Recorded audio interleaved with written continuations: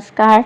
ये महाभारत कथा पूरी तरह से वेद व्यास महाभारत के ऊपर आधारित है। यदि आप इसका निरंतर श्रवण करते रहना चाहते हैं तो इस चैनल को सब्सक्राइब जरूर कर लें और आगे आने वाली सभी पॉडकास्ट के नोटिफिकेशन के लिए बेल आइकन को भी ज़रूर से प्रेस कर दें। अब हम सुनेंगे गांधारी सहित धृतराष्ट्र के वन में जाने के लिए तैयारी और युधिष्ठिर का शोक।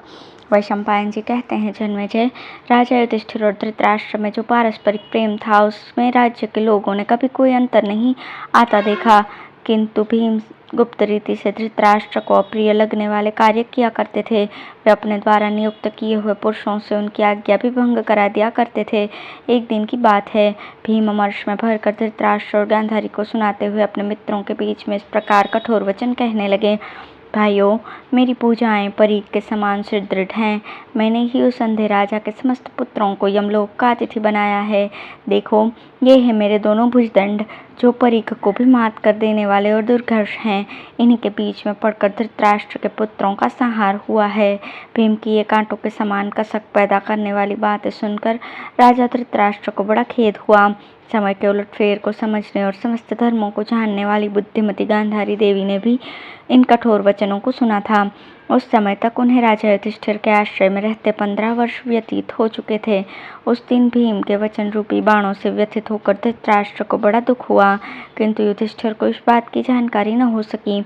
अर्जुन, कुंती, यशस्विनी, द्रौपदी और धर्म को जानने वाले नकुल, सहदेव, ये सब लोग धृतराष्ट्र के मनोनुकूल ही बर्ताव करते थे, कभी कोई अप्रिय बात नहीं कहते थे।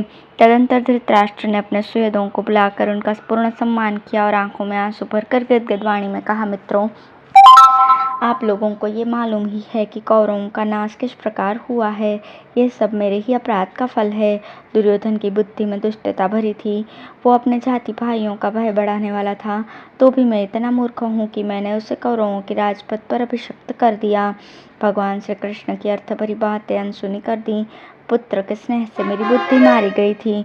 उस अवस्था में मनीषी पुरुषों ने मुझे ये हितकारक बात सुझाई थी कि दुष्ट बुद्धि पापी दुर्योधन को उसके मंत्रियों सहित मार डालना चाहिए, किंतु मैंने ऐसा नहीं किया।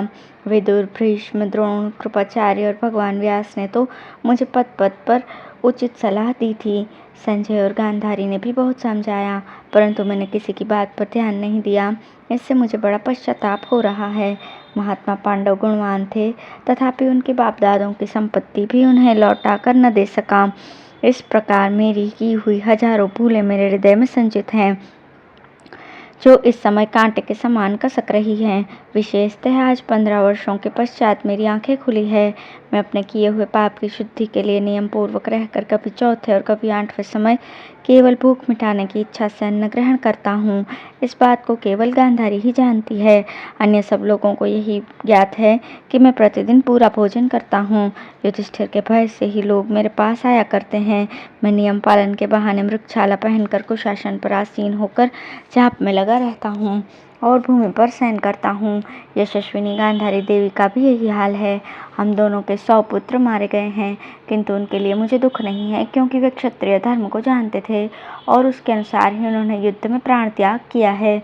अपने सुहृदों से ऐसा कहकर धृतराष्ट्र राजा युधिष्ठिर से बोले, कुंती नंदन, तुम्हारा कल्याण हो। मेरी ये बात सुनो।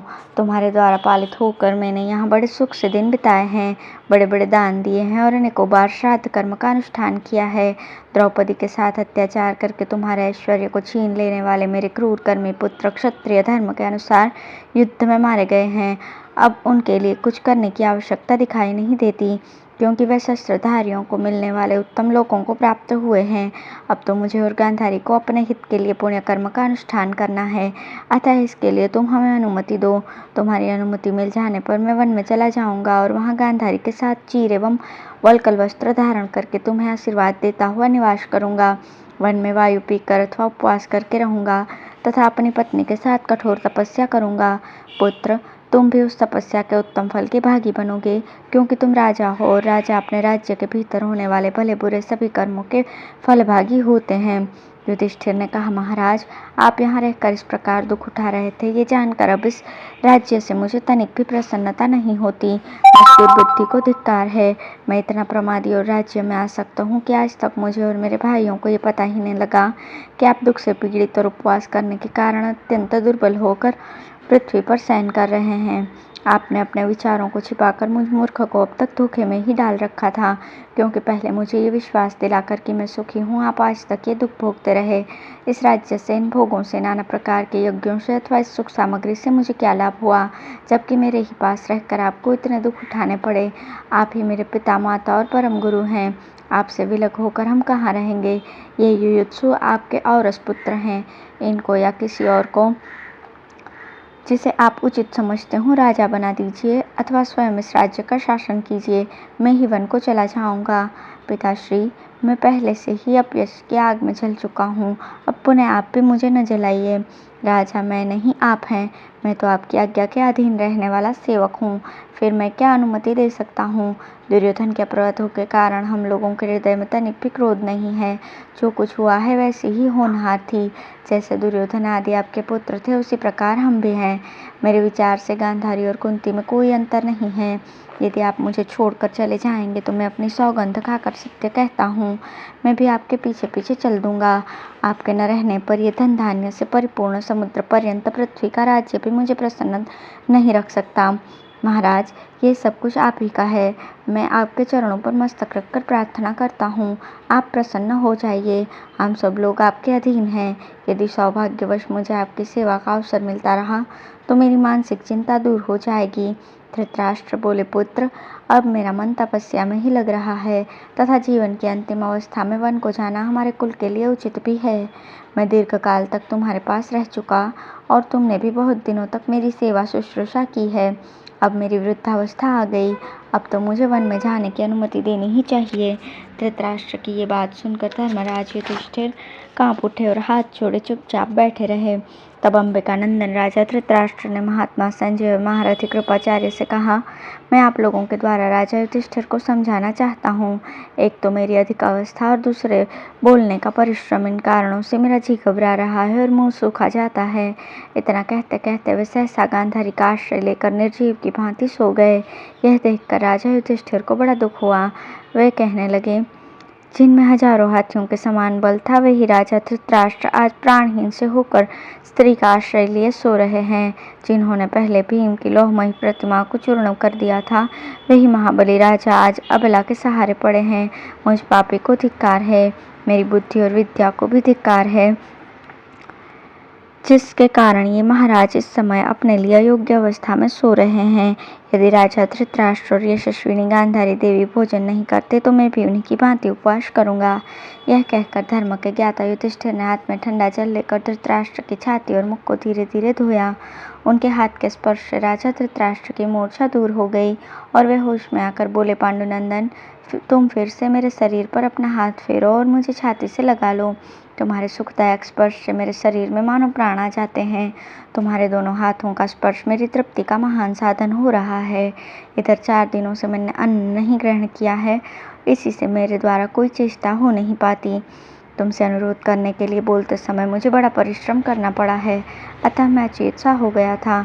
तुम्हारे हाथ के स्पर्श ने मानो मुझ पर अमृत रस सा छिड़क दिया है, इससे मुझ में नया जीवन सा आ गया है। धृतराष्ट्र के ऐसा कहने पर कुंती नंदन युधिष्ठिर ने बड़े स्नेह के साथ उनके समस्त अंगों पर धीरे धीरे हाथ फेरा। उनके स्पर्श से धृतराष्ट्र के शरीर में नूतन प्राण सा आ गया और उन्होंने अपनी दोनों भुजाओं से युधिष्ठिर को छाती से लगाकर उनका मस्तक सूंघा। यह करुण दृश्य देखकर अत्यंत दुखमग्न होकर विदुर आदि सब लोग रो पड़े। कुंती के साथ गुरुकुल की अन्य स्त्रियां भी शोकग्रस्त होकर नेत्रों से आंसू बहाती हुई उन्हें घेर कर खड़ी हो गईं। तदंतर धृतराष्ट्र ने युधिष्ठिर से कहा, पुत्र, बारंबार बोलने से मेरा जी घबराता है, अतः अब अधिक कष्ट में न डालो, मुझे तपस्या करने की अनुमति दे दो। उन्हें इस प्रकार बात करते देखकर वहां उपस्थित हुए समस्त योद्धा आर्तभाव से हाहाकार करने लगे। धृतराष्ट्र को इस प्रकार उपवास करने के कारण थके हुए और दुर्बल देखकर युधिष्ठिर ने उन्हें गले से लगा लिया और अपने शोकाश्रुओं को रोककर कहा, नरश्रेष्ठ, मुझे इस राज्य तथा जीवन की इच्छा नहीं है। जिस प्रकार भी आपका प्रिय हो वही मैं करना चाहता हूँ। यदि आप मुझे अपनी कृपा का पात्र समझते हों और यदि मैं आपका प्रिय हूँ तो मेरी प्रार्थना से इस समय भोजन कीजिए, इसके पश्चात आगे की बात सोचूंगा। यह सुनकर धृतराष्ट्र ने कहा, पुत्र, तुम मुझे वन में जाने की अनुमति दे दो तो भोजन करूं, यही मेरी इच्छा है। राजा धृतराष्ट्र इस प्रकार कह ही रहे थे कि सत्यवती नंदन महर्षि व्यास जी वहां आ पहुंचे और इस प्रकार कहने लगे। धन्यवाद।